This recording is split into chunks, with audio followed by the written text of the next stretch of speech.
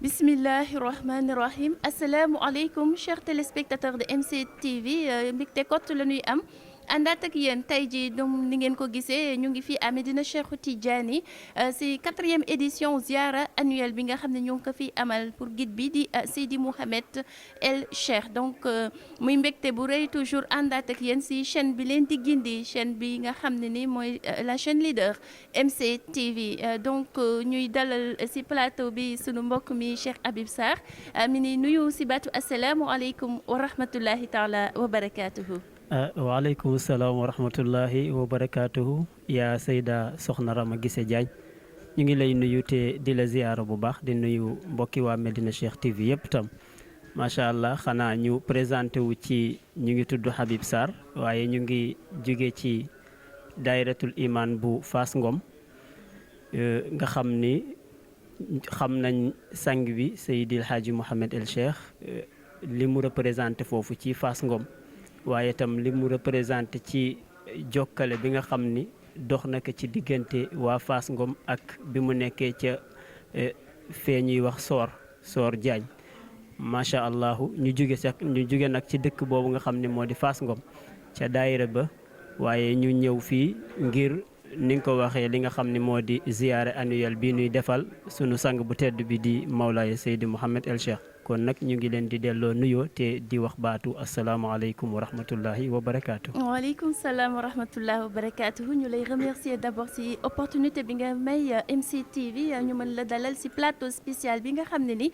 comme ni ñu leen ko waxee léegi chers téléspectateurs de MC TV dañ ko jagleel 4e édition ziara annuelle bi ñuy amal fii si Médina Cheikh Tidiane à l'honneur du guide Seydi Mouhamed El Cheikh. Cheikh Habib Sarr donc. Est-ce que mën ngeen ñu wax d'abord lii di ziyaara ban njëriñ la am ci communauté bi. macha allah xanaa bu nu ñëwee ci sa question bu am solo bi te moo di wàllu ziyaar xam nga bu nu ñëwee ziyaar ban njëriñ la am ci communauté bi dañuy njëkk jàngat lan mooy ziyaar parce que ziyaara tey bu ñu ko doon tekki ci arab mooy at tabarruk nag bu ñu koy tekki dañ naan mooy li nga xam ni nit ki dafa ciy jéem a sàkku barke. ki nga xam ni mooy def ziyaara day sàkku barke ci ki muy defal ziyaara maanaam ki nga xam ni mooy kilifaam dafa ñëw ci moom ngir ziyaara ko ngir sàkku barke te bu ñu waxee barke li gën a soxla barke ci jëmm doomu aadama mooy ruux ndaxte ruux soxla na barke ndax bu ruux doxul leneen du dox ruux soxla na barke jëmm doomu aadama tam soxla na barke te barke dina dundal nit ki ci li mu bëgg ci àdduna waaye tam fële la ko gën a soxla ca àllaaxira te li ñuy soxla ci barke ci nit ki ñëw di barkeelu ci kilifaam te mu di li ñu tuddee ziyaara mooy njariñ li nga xam ni tudd nga ko léegi muy njariñ li nga xam ni moom la nit ki mën a jëlee ci ki muy ziyaara njariñ yi nag wax dëgg bëri na lool tey bu ñu jëlee fu mel ni Médina Cheikh Tidiane bi nga xam ni fi lañ nekk ñëw fi rek njëriñ li fi nekk kenn xamul nu mu toll kon loolu mën nañ ni sax farata la ci képp koo xam ne jullit la rek mu teg fi tànkam parce que yonent bi sallallahu alayhi wa sallam moo ko waxoon ni bu leen demee bañ ni imaam al-Mahdi al-Muntazar feeñ na ak fu mu mën nekk ci àdduna bu leen di raam ci kaw yi neige na ngeen ko def ngir fekki ko yàlla dogal muy Mawlaaya Seydi Mouhamed El Cheikh mu nekk fii Médina Cheikh kon képp koo xam ni xam na béréb bi te am sens bi ndaxte am na loo xam ne sens la te am sens bi farata la ci moom mu teg fi tànkam beneen gëneel bi mooy bu ñëwee ki mu fiy fekk te mu di Mawlaaya Seydi Mouhamed El Cheikh mi nuy defal ziyaara bi nga xam ne nekk na jëmm joo xam ni waxuma nga toog ak moom waxuma mu wax kàddu nga déglu mais nga gis ko rek gëneel bi ci nekk tam kenn xamul nu mu toll ndaxte léppam yonent bi sallallahu alayhi wa sallam lay reflété ndax boo ko gisee xam ni dëgg-dëgg kii lépp luy jikko ci yonent bi sallallahu alayhi wa sallam yore na ko ci waxam ci doxam ci ni muy jëflante ak communauté bi nga tudd léegi moo tax farata la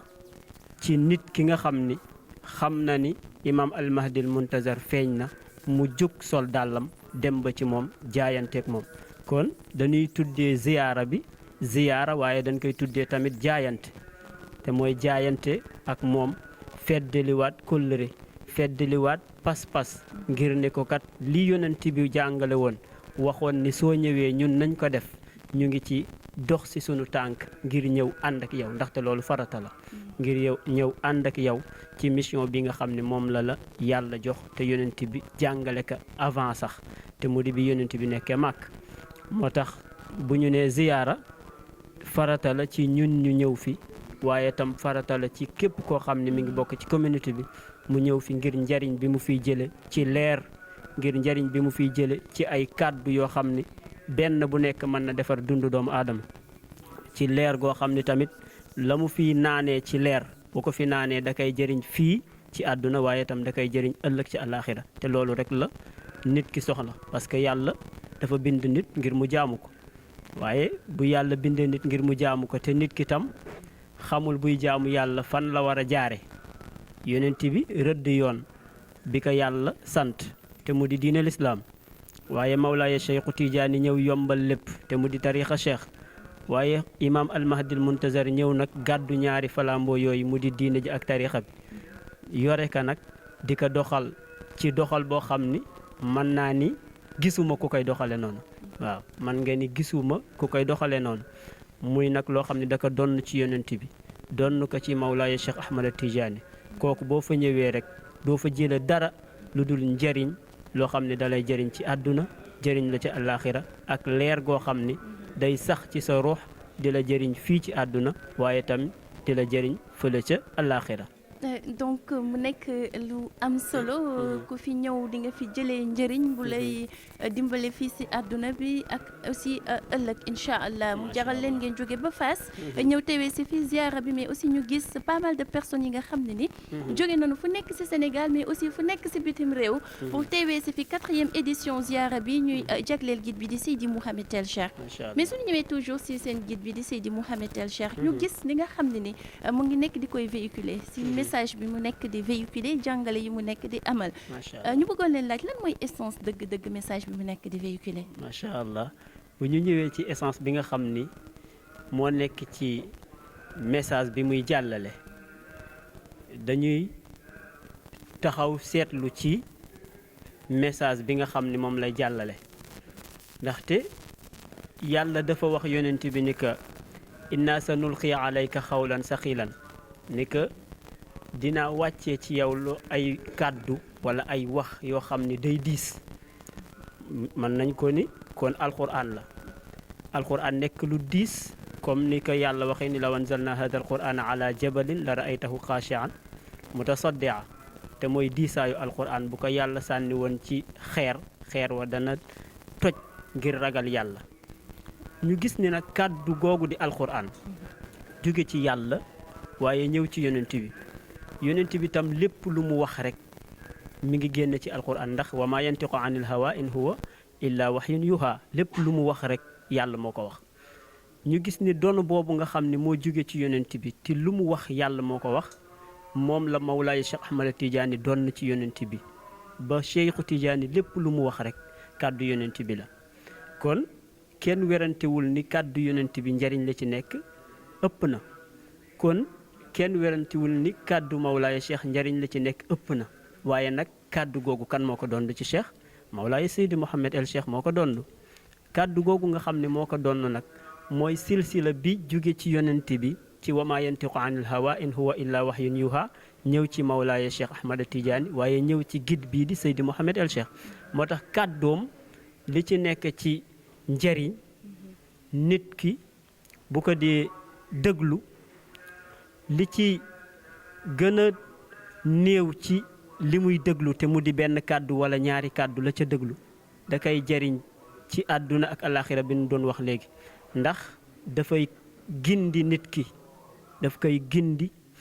teg ko ci yoon bi nga xam ni moom la yàlla bëgg teg ko ci yoon bi nga xam ni moom la yonent bi bëgg te bu ñu jëlee alquran tey ñun inna fatahnaa laka fathan mubiinan daal ni li yaghfira laka allahu ma taqaddama min zambik wa ma ta'akhkhar muy benn wa yutimma ni'matahu alayka muy ñaar wa yahdiyaka siratan mustaqiman muy ñett wa yahdiyaka sirata mustaqima wa yansuraka allahu nasran azizan muy ñeent ñu gis ni ñeent yëpp yàlla wax na ko ci alquran ñu ni yonent bi la ko wax waaye boo ko dee delloo ci xaqiqa dañ naan imam almahdi la ko wax ndaxte loolu nga xam ni yàlla warlul nag ko ci li yaxfira laka allahu ma taqaddama min zambika wa ma taaqara ak tamit wa yahdiyaka sirata mustaqima ak wa yansuraka allahu nasran azizan yëpp boo ko xoolee dafay nekk ay njëriñ yoo xam ni képp ku ànd ak moom di déglu kàddoom loolu nga ciy jële ndax daa ci jële ni booy déglu kàddoom lépp loo am ci bàkkaar yàlla dana la ko jéggal ndax njëriñu kàddu bi nga xam ni yaa ngi koy déglu ci moom waaye itam booy déglu kàddoom lépp loo xam ni ngëneel la yàlla da koy mottali ci yow waaye booy déglu kàddoom itam lépp loo xam ni ndimbal la yàlla da koy def ci yow ba pare li gën a am solo ci nit te mu di gindi la teg la ci yoon yàlla daf koy def ci yow ndax wa yahdiyaka siratan mustaqiman moo tax kàddoom am na solo lool ci nit ki nga xam ne moo koy déglu ndax ci ruux la jëm ndax moom waxul ak nopp yi waaye ruux yi lay waxal kiy wax ak ruux yi nag mooy defar ruux yi defar xel yi defar xol yi defar jëmm ji mooy li mu jàngale moom sang bi ci ki nga xam ne mooy zikr salaatul fatiha nga xam ne leeram na muy intense ci ruux gi mooy dem ba génn ci xol bi génn ci jëmm ji tamit te salaatul fatiha boobu nga xam ne moom la ñu garanti moom la Mawlaaya Seydi Mouhamed El Cheikh yore moo tax kàddoom tam bu ko waxee day représenté ci ki koy déglu comme mi ngi toog di zikr kàddoom lépp njëriñ la yéen a ngi koy indi sa na muy leeralee xel sa na muy leeralee xol sa na muy leeralee itamit ruux mi suñu ñëwee itam déjà ñëpp ñu bëri ñu ngi dégg ñu koy souligner muy li nga xam ne ni seen guide bi di Seydi Mouhamed El Cheikh liggéey na ko ci cadre diine bi mais aussi ci cadre tarixa tijaaniya bi ban commentaire nga mën a def ci fànn boobu macha allah bu ñu ñëwee ci li mu liggéey ci diine ji ak li mu liggéey ci tarixa bi boo ko bëggee jàngat bul sax dem di ko xooli moom ndax day sori waaye dangay xool ñi nga xam ni ñoo topp ci gannaawam ndax ak fi jamono toll nga xam ni bakkan yi lu leen not yombul ndax bakkan li nga xam ni moom la bëgg ci jamono rawati jamono ji nu nekk daf ko yomb léegi nag ci jamono jooju la sang bi ñëw fekk bakkan ak ruux mu not bakkan jël ruux tekk ci kaw bakkan waaw maanaam day jël ruux bi tekk ci kaw bakkan ba li ruux bëgg moom la bakkan di bëgg waaw noonu lay tarbiya ki nga xam ni moo topp ci gannaawam léegi kooku nga xam ni moo topp ci gannaawam tam boo ko xoolee ci qualité yi muy yore ci diine ji julli juróom du ko raw da koy def na mu ko war a defe da koy def fa mu ko war a defe ci heure ba te itam day nekk maanaam nekkul ni da koy def rek ngir ni da ko war a def mais da koy def ba pare mu nekk loo xam ni moo koy gënal lépp ci àdduna waaw surtout loolu da koy def mu gënal ko ni mu def ko ci façon boo xam ni lii muy def moo ko gënal lépp ci àdduna ndax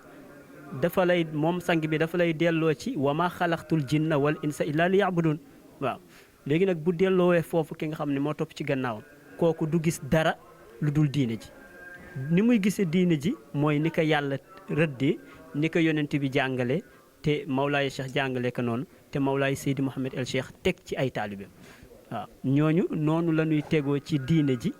di ko doxal benn par benn te duñ ci wàññi dara tarixa bi tam kazalika noonu lañ koy doxalee ni ko Mawlaay Cheikh Ahmad Tidiane rëdde te bëggee ko noonu Mawlaay Seydi Mouhamed El Cheikh noonu la ko ñëwee wan ay taalibeem ni leen nii la ko Cheikh bëggee te ñoom noonu lañ koy defee ba pare li ci gën a neex mooy ñoom dañ koy def boole kaak mbégte boo xam ni ka nga gis mu toog ca mbalaan ba di wasifa mbégte ba muy am heure mbalaan bu jotee nga ni ko kaay ma jox la nangami million mu dem sa mbalaan ba ak gën a waaw léegi kooku nag pas-pas boobu mu am boo ko xoolee ci moom rek di nga xam ni ki ko yar nekkul koo xam ne dañ naan day làmbatu waaw dañ naan ki ko yar dëgg-dëgg nag moo doon yonent bi dëgg-dëgg moo doon Mawlaay Cheikh Ahmada Tidiane ndax dafay teg nit ki ci diine dëgg teg ci tariixa Mawlaay Cheikh Ahmada Tidiane waaye mu dund ko nag ci xaqul yaqin. dafay teg nit yi si diine bi dafay teg nit yi si tarixatul xaq bi di la tarixa tijaaniya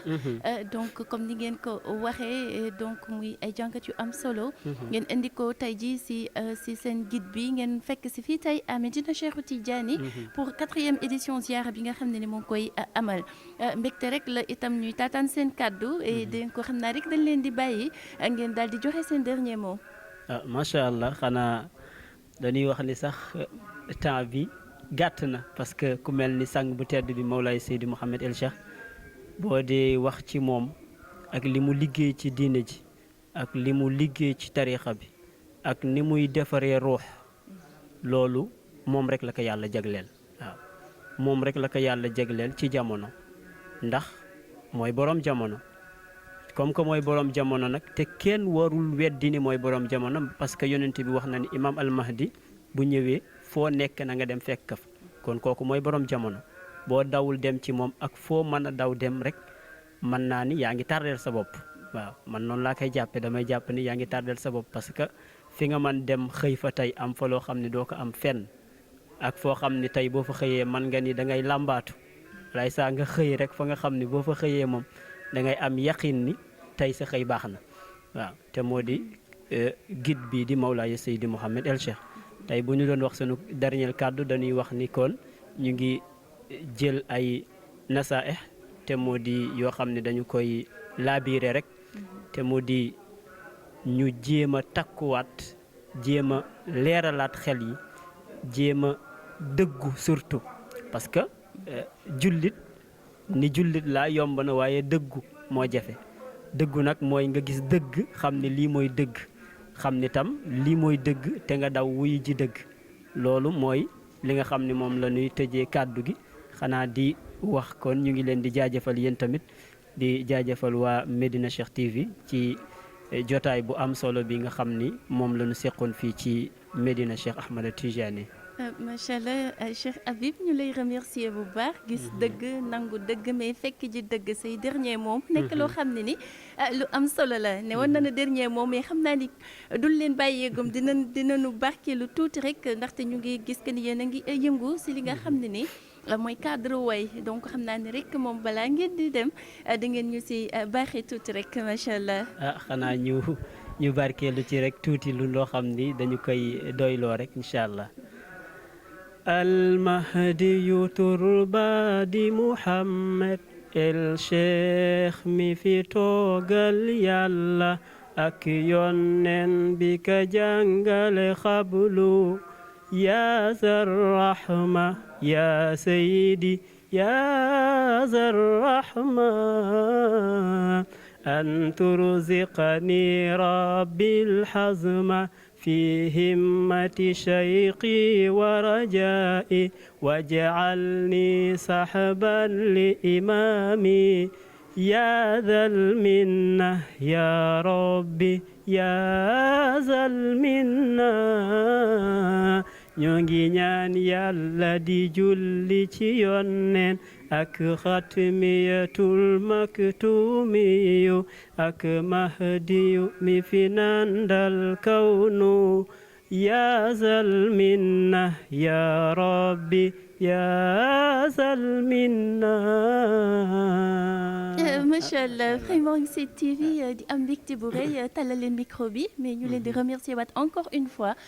si disponibilité bi opportunité bi ngeen ñu may yëpp vraiment ñu mën leen tàllal micro bi yi ngeen ñu baaxee yëpp jëmale ko si kii ngeen fekk si fii tey Médina Cheikh mu jaral leen jóge ba Fass pour teewee si 4e édition ziaram bi ñu leen di souhaiter un beau séjour macha allah. Donc chers téléspectateurs de MCT TV comme ni ngeen ko gisee ñu ngi fii toujours à Médina Cheikh di dund li nga xam ne ni mooy 4e édition ziara bi ñuy jagleel guide bi di Seydi Mouhamed El Cheikh donc xam naa rek chers téléspectateurs dañ leen di bàyyi ngeen mën a découvrir li nga xam ne lépp xew na ci programme bi fii à Médina Cheikh déroulement 2 jours yi nga xam ne ni mu ngi déroulé si le 30 janvier tey jii di ajuma bi ñu tëral si programme bu yaatu mais aussi suba si li nga xam ne ni mooy 31 janvier bi donc mu nekk loo xam ne ni programme bu yaatu la mais MCTV mooy ànd ak toujours ak yéen di leen dundaloo lépp li nga xam ne ni mu ngi rattaché guide bi di Seydi Mouhamed El Cheikh sa la muy doxal si programme ak lépp moo tax rek dañ leen di wax teewee leen toujours rek li nga xam ne ni mooy am fii ak seen chaîne leader ak la chaîne qui guide MCTV di leen wax rek asalaamualeykum wa rahmatullahi taala wa barakatuhu.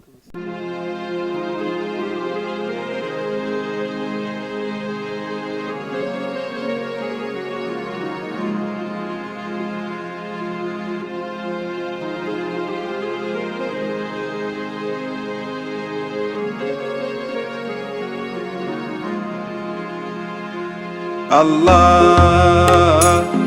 Allah Allah Allah Allah Allah Allah. man la Adama Diallo bu jógee ba Wuro Sili ñëw fii si Médina Cheikh di julli si juma di waajal ziyaare bi di waajal fekkante fii sang bu tëdd bi. Ali Cissé maa ngi jógee Dakar bokk ci daayiratul iman bu Kolda ñëw pour fekkee ziyaar général bi waajal julli juma préparé xadara bi ngoon ak waajal ëllëg moo tax ñu ñëw ba fii ci teewaay gi. bismillahi ma santati yàlla moom mi fi jàngal ki gën si yonent yi def ko mu tooge fi ayni rahma ya zar rahma ya sayyidi ya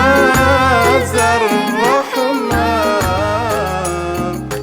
dellu garam ki fi عليهم غير المغضوب عليهم ولا الضالين اللهم صل على سيدنا محمد الفاتح لما أغلق والقاتم لما سبق ناصر الحق بالحق والهادي إلى صراطك المستقيم وعلى آله حق قدره ومقداره العظيم اهدنا الصراط المستقيم صراط الذين أنعمت عليهم غير المغضوب عليهم ولا الضالين. Seydi Mouhamed El Cheikh nekk na ku baax koo xam ne dafa yaatu dafa uuf ñëpp daal. asalaamaaleykum man la Ablaye Ndiadé daayiratul iman Côte d'Ivoire xanaa tey ñëwoon tey rek si ziar annuel bi macha allah xam naa moom di am loo xamante ne nii macha allah loolu moom yëg-yëg la te yëg-yëg boobu mun ñu ko amee fenn fu dul fii ci Médina Cheikh Tidiane foo xamante ne nii boo ñëwee lépp loo manqué ci leer benn xadara ngay am wala benn wasifa ngay am fees dell ci leer loolu amul feneen fu ko mën a jëlee tu dul fii ci Médina Cheikh. La ilaha illallah, la ilaha illallah, la ilaha illallah, la ilaha illallah, la ilaha illallah, la ilaha illallah. li ma la mën a wax daal ci gàttal mooy Iran bis bu embrasé Moyen-Orient bi yëpp embrasé wu loolu moom du question ni Guide suprême bi moo ko wax du question ni iranien yi ñoo ko wax bis bu Iran tàqee Moyen-Orient yëpp dinañ tàkk parce que stabilité Moyen-Orient yëpp nag ku ko nangu ak ku ko nanguwul Iran daf ci am part boo xam ni part bu rëy la. Muhammad Cheikhu Tijaani mi nandal sang bi ya zal bahra ya nuuru ya zal bahra ya ummatata. Donc jël naa werd il y a à peu près 8 mois et depuis mun naa wax ne comportement yu ma gisoon dans la vie de tous les jours yoo xam ne amoon naa ko te baaxul woon dafa doon dem peu à peu ba en ce moment gisatuma si yu bëri damay seet bu baax balaa maa gis comportement boo xam ne war naa ko rectifier donc vraiment zikr defar na sama comportement yu bon en transformé ko en yu baax. yàlla dafa jël cadre zikr tekk ci domaine bu kawe waaw tekk ci domaine bu kawe domaine bi mooy ginnaaw julli ba ginnaaw woor ba ginnaaw génne azaka ba ginnaaw xaju màkk ba nee na parfois na ngay jël temps même bu dee temps bu gàtt la ndax yàlla xoolul temps bu gudd ak temps bu gàtt nee na nga toog rek nga déglu sa borom. léegi nag toog déglu sa borom du toog rek dékk ko sa nopp déedéet doo ko dégg mooy toog jël sa kurus de zikr. sant Seydi Mouhamed El Cheikh ci yokkute bi ci leer bi yaatuwaay bi ñu ñëwee fii ak ngëneel bi ñu ciy jëlee. asalaamaaleykum waa Medina Cheikh TV ñu ngi leen di nuyu bu baax di leen ziar di kontaan bu baax si interview bi à chaque fois ñu am plaisir di teew si béréb bi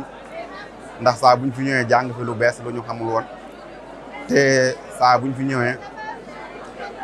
yàlla def na dinañ gën a rootaat leneen daal ndax déglu sang bi moom à chaque fois yokkute rek lañ siy jëlee. asalaamaaleykum maa ngi nuyu ñëpp bàyyiwuma kenn man Kédougou laa jógee Thierno Younoussa Diallo laa tudd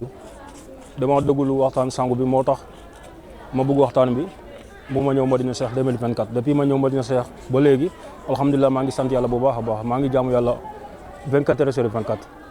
parce que man mënu ma fay sangu bi lu ma gis Medina Cheikh ak lu ma am fii nii loolu kay moom dama kontaan si moom bu baax a baax waaw. Cette date du 31 janvier est un rendez-vous fixé dans le grand agenda du missionnaire universel Maulana Seydi Mouhamed El Cheikh. Il s'agit de rencontre entre les fidèles et le guide, rencontre qui est un moment de communion, d'intense ferveur, qui permet aux disciples de se rapprocher de leur guide, rappelant sinon réaffirmant leur allégeance, leur fidélité, mais surtout être témoins eux-mêmes de leur propre ascension spirituelle. Donc on a besoin, au-delà de la dimension mystique et spirituelle, du rapprochement avec le divin, on a besoin également de temps en temps de nous retrouver dans un même espace avec notre fameux guide, de le voir près de nous, de le sentir, de le toucher, de partager des moments très intenses de ferveur et de communion. C'est dans ce contexte que s'inscrit cette ziara et qui est également une occasion pour le guide de rappeler 3 nécessités. La première est celle d'avoir un guide. Maulana Seydi Mouhamed El Cheikh, après avoir recueilli les témoignages sur sa personne magnifique, il a eu à rappeler à toute la Hadra, à tous ses fidèles, l'importance d'avoir un guide digne de ce nom, un guide digne d'être suivi. La deuxième nécessité qu'il a rappelée, c'est l'importance de la foi. Avoir la foi, la cultiver, l'entretenir et surtout la sauvegarder pour pouvoir entrer dans les grâces du Seigneur. La troisième nécessité que le guide a rappelée aujourd'hui, c'est l'observation, sinon l'observance, le respect strict et fidèle de ses recommandations. Si nous sommes venus auprès de lui, c'est parce que nous sommes assoiffés d'une certaine lumière. Nous cherchons à nous nettoyer, à nous purifier, à nous rapprocher de notre Seigneur. Et lui, il est dépositaire de la lumière ahmadienne et mohammedienne, par lesquelles lumière il peut nous permettre de nous nettoyer et pour nous retrouver près du cercle divin. Dans ce cadre, il est important, plus même, il est une nécessité à chacun d'entre nous de pouvoir se tenir dans la droite voie qu'il a tracée, mais qui est issue simplement des recommandations de la religion et de la tariqa. Et ce rappel consiste à rester fidèle à ses directives, rester fidèle à ses recommandations, rester fidèle à ses enseignements et surtout savoir ce que l'on est et ce que l'on veut. Quand on est intelligent, il faut savoir définir ses priorités, définir ses intérêts et savoir frayer un chemin dans ce qu'on appelle le compagnonnage avec des âmes lumineuses, des âmes nobles, des âmes éclairées, des âmes bien guidées. C'est dans ce contexte que les fidèles de Maulana Seydi Mouhamed El Cheikh se sont retrouvés dans son cercle, simplement, qui est un cercle de communion, un cercle de partage, un cercle de recommandations où des règles ont été émises, où des rappels ont été donnés, où l'enseignement tourne simplement un rappel pédagogique consistant à préparer chacun d'entre nous à avoir un comportement rigoureux, mais une conduite qui est une conduite irréprochable dès l'instant qu'on se revendique simplement disciple de Maulana Seydi Mouhamed El Cheikh. Donc cet instant de ziara est un moment où nous sommes venus recueillir des recommandations qui ne sont pas nouvelles parce que tout repose simplement sur des rappels, mais surtout nous réaffirmer à nous-mêmes notre allégeance par rapport à ce guide-là, mais surtout nous réaffirmer à nous-mêmes par rapport à notre propre engagement, le devoir de lui rester fidèle. Et c'est important de le rappeler parce que tous ceux qui se sont écartés de ce chemin-là, tous ceux qui sont perdus, ce sont ceux-là qui n'ont pas su dans le comportement comme dans le discours, de s'attacher à son discours. Donc, si on résume tout cela en un seul mot, nous sommes venus recueillir encore une fois des leçons, des recommandations, et surtout nous sommes venus serrer la main à notre guide, nous sommes venus lui réaffirmer notre attachement, notre allégeance et lui témoigner notre fidélité, et surtout lui montrer que notre ascension n'est pas un mot, c'est pas un rêve, mais c'est quelque chose que nous vivons et chacun d'entre nous en est témoin. Par rapport à cela, nous célébrons Maulana Seydi Mouhamed El Cheikh. Nous remercions également l'ouverture qu'il nous a offerte, sa disponibilité, son amour, et nous célébrons également cette journée qui est une journée de proximité avec le noble Maulana Seydi Mouhamed El Cheikh.